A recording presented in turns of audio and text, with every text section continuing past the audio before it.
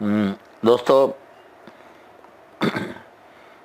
मुझे लगता है कि मैं अपनी बात जो मुझे कहनी थी मैं कह चुका हूँ, और जो जिसने समझा वो अच्छी बात है, जो ना समझे वो अनाड़ी है। वो इसलिए कि अभी भी आप लोग सवाल कर रहे हैं क्या ऑनलाइन क्लास होती है, क्या हिंदी में नंबर आते हैं। मुझे कितनी बार बताना पड़ेगा कि मीडियम का कोई फर्क नहीं पड़ता भाई, आपको भाषा आनी चाहिए।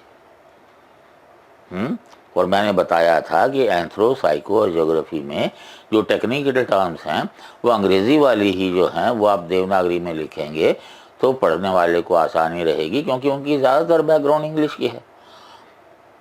मीडियम से बाकी कोई फ़र्क नहीं पड़ता। बाकी ऑनलाइन ऑफलाइन होता है कि नहीं यार, आप लोग तो टेक्नोलॉजी की पीढ़ी के हो यार। अंगूठा दबाओ, यूट्यूब पे जाओ, गूगल पे जाओ, व्हाट्सएप पे जाओ, हर चीज़ सामने है आपके। जिसको ये भी नहीं समझ आता उसको यूपीएससी देना ही नहीं चाहिए। खैर, मुझे कड़वा नहीं होना चाहिए। जहाँ तक एंथ्रो की तैयारी की बात है हिंदी में, मैंने पहले कहा भाषा से कोई फर्क नहीं पड़ता।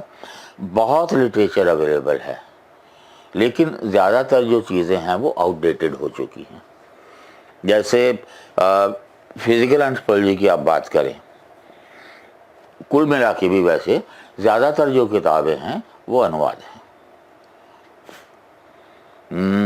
मदन मजूमदार की किताब थी सामाजिक मानवशास्त्र, हिंदी में अनुवाद। और मुझे लगता है कि इतना बेकार अनुवाद शायद मैंने कभी नहीं देखा। हिंदी वाले भी अंग्रेजी में पढ़ेंगे तो ज़्यादा आसानी से समझ में आ जाएगा।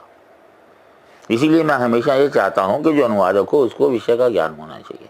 एक तरफ ये है, एक तरफ एक किताब है आधुनिक भारत में जाति एवं अन्य निबंध, श्रीनिवास की किताब है। अनुवाद जो है वो मूल टेक्स्ट से बेहतर है। वो अलग बात है कि अनुवाद शरद जोशी ने किया था। आपको अगर जानते हो उनको तो सत्ता के शायद प्रथम संपादक थे शायद।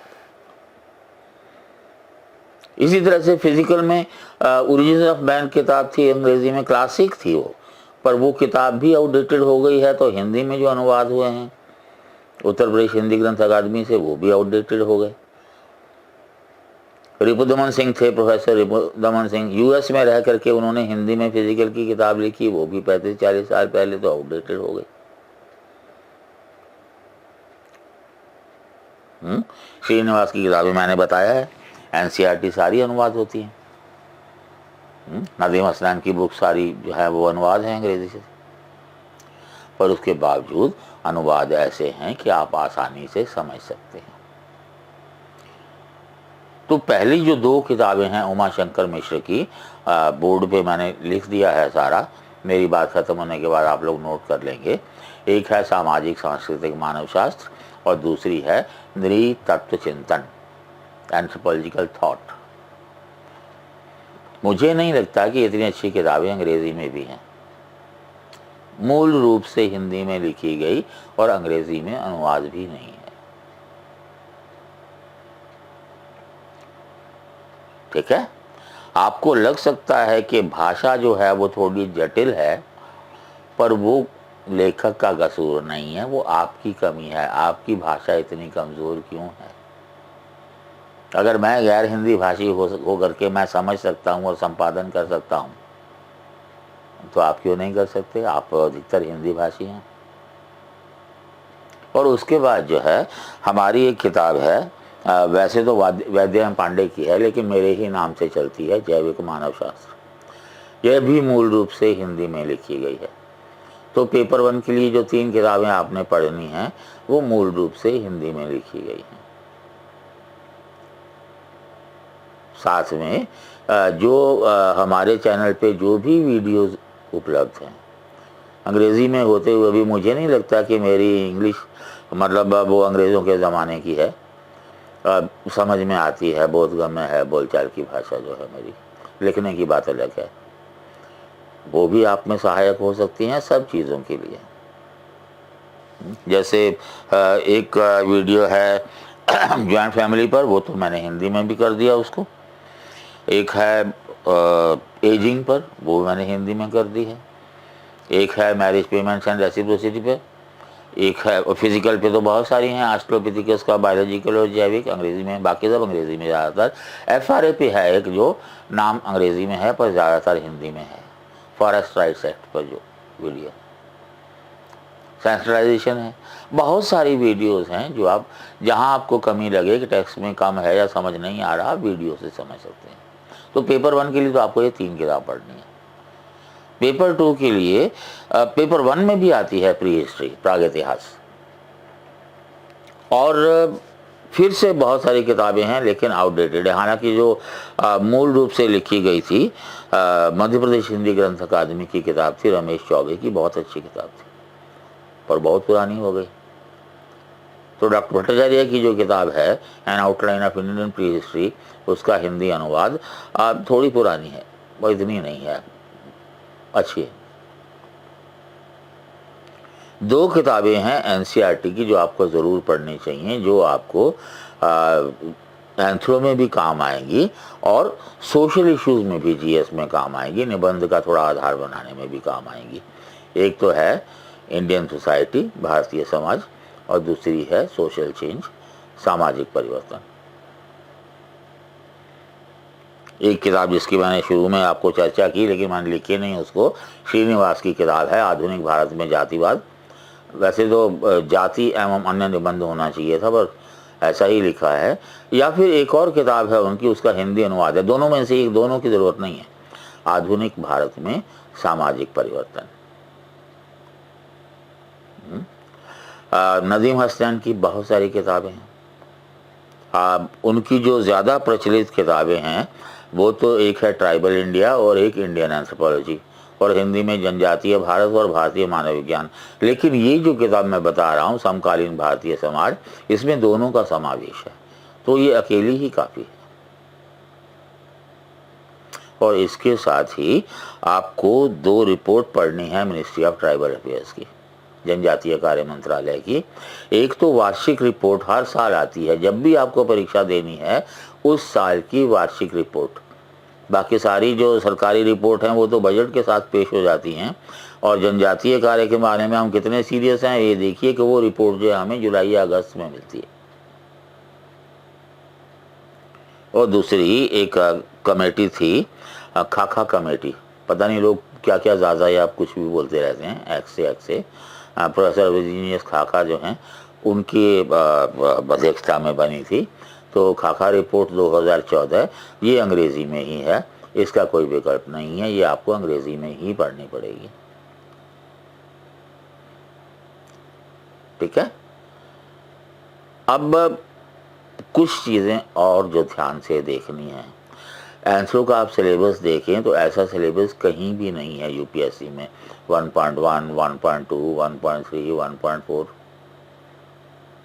इतना बड़ा लगता है देखने में कि अगर आप एम्प्लॉयमेंट न्यूज़ में देखें या किताब में छपा हुआ देखें सिलेबस जहाँ है, तो बॉटनी का सिलेबस एंथ्रो से आधा लगता है। पर आप में से जिनको बॉटनी आती है वो बताएंगे कि बॉटनी एंथ्रो से कम 3 गुना बड़ी है।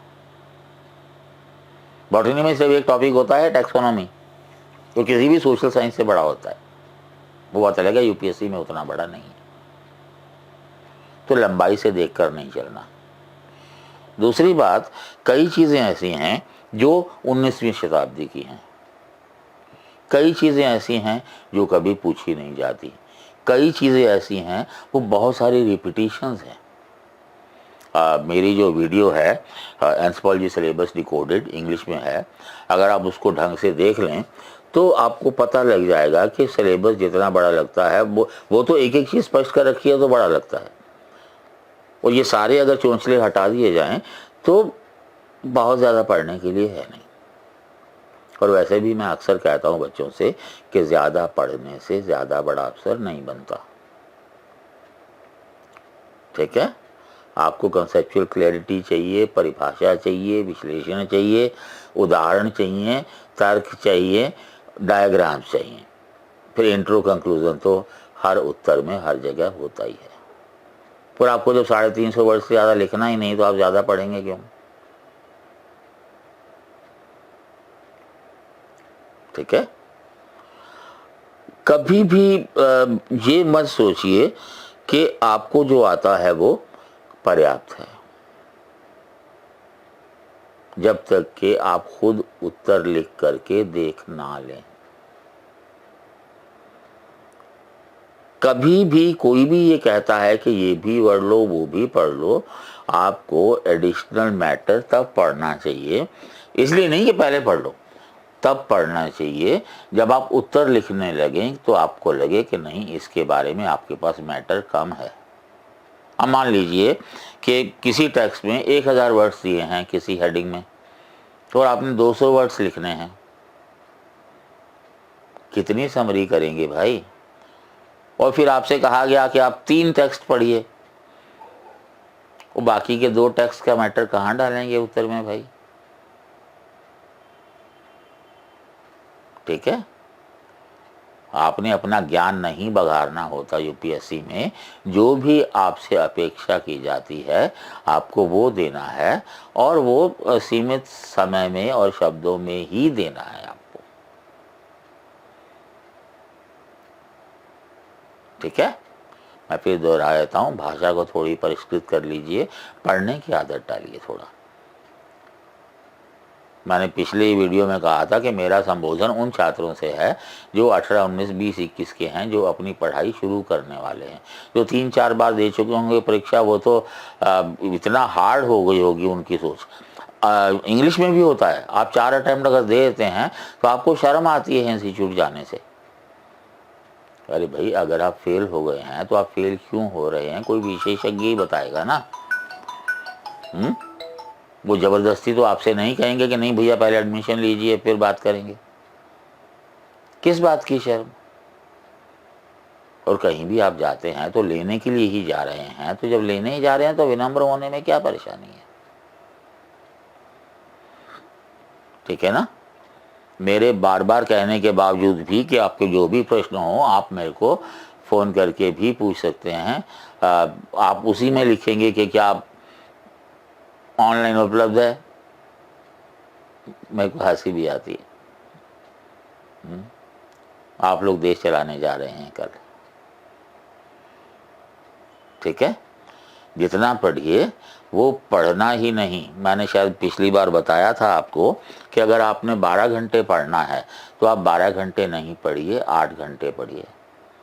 2 घंटे पढ़ा, 1 घंटे में उसको जो है रिवाइज किया दिमाग में, फिर 2 घंटे पढ़ा, फिर 1 घंटे रिवाइज किया, हो गए 12 घंटे। वो 4 घंटे कहीं भी नहीं गिने जाएंगे, लेकिन वो 4 घंटे आपकी तैयारी के लिए सबसे महत्वपूर्ण होंगे। सोते वक्त अगर आपको ये संतोष हो कि जो भी आपने पढ़ा है वो आपके भेजे में है, आपको नींद भी अच्छी आएगी और अगले दिन आप जोश के साथ उठेंगे भी। ठीक है।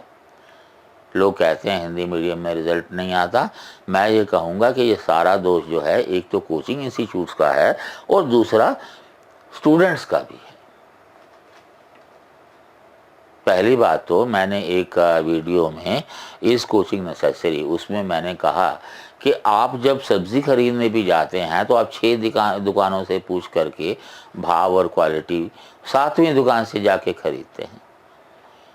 लेकिन जब आपको इंस्टीट्यूट ज्वाइन करना है या कोई विषय लेना है, आप आँख मूंद के चुन लेते हैं, जैसे सब्ज़ी खरीदना इससे ज़्यादा महत्वपूर्ण हो। मंथन करना होता है। ठीक है। आपको लगता है कि आपको 4 विषय है, समस्या है, 4 जगह घूम जाइए, क्या जाता है आपका? सुनिए, मंथन कीजिए, आपकी ज़रूरतें क्या हैं आपको पता होना चाहिए, और इंस्टीट्यूट से पूछिए कि मेरी ये ज़रूरतें हैं, यहाँ पूरी होंगी या नहीं। कहीं जाते हैं तो उनसे पूछिए कि आपके जो है सब्जेक्ट स्पेसिफिक रिजल्ट्स क्या हैं। हिंदी मीडियम के तो सारे इंस्टीट्यूट वही रिजल्ट घुमाते रहते हैं बार बार, कोई भी उनका छात्र नहीं होता।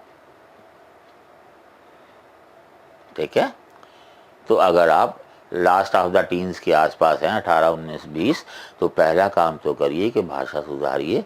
जो भी जहाँ से भी मिलता है पढ़ने को पढ़िए।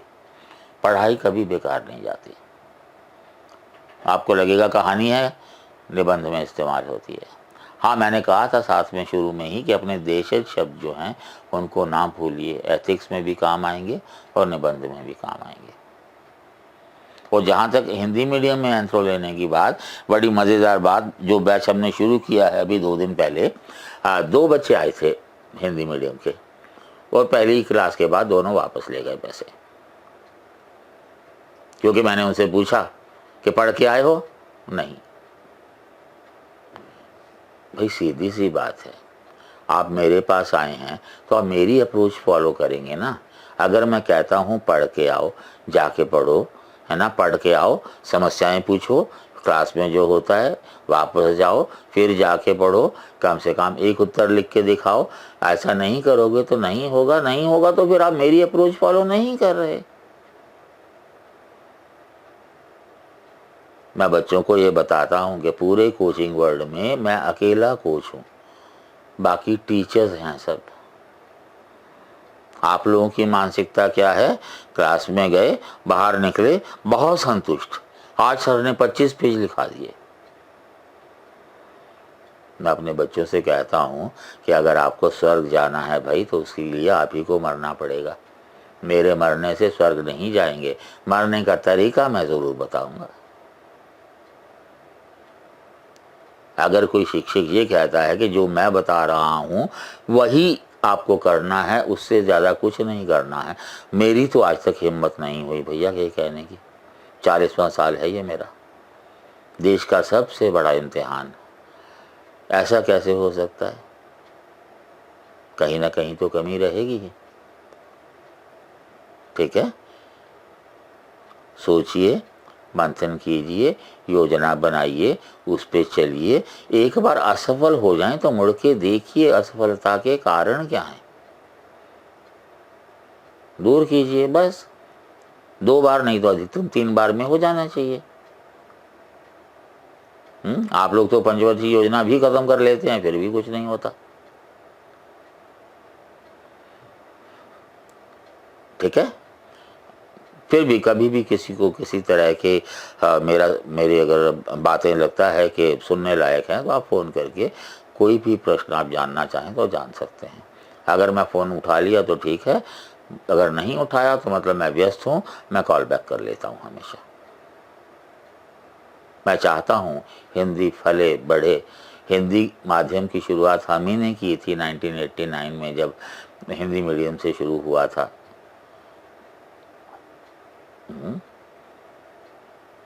और बहुत अच्छा रिजल्ट भी दिए हमने। ठीक है, शुभकामनाएं। आप ये लिस्ट नोट कर लीजिए। श्रीनिवास की किताब जो है आधुनिक भारत में जाति या फिर आधुनिक भारत में सामाजिक परिवर्तन, इसके साथ जोड़ लीजिए। ये पहली जो 4 किताबें हैं ये पलका प्रकाशन की हैं। पलका और प्रकाशनों की भी किताबें हैं इन्हीं नामों से, ध्यान रखिएगा उसको। धन्यवाद।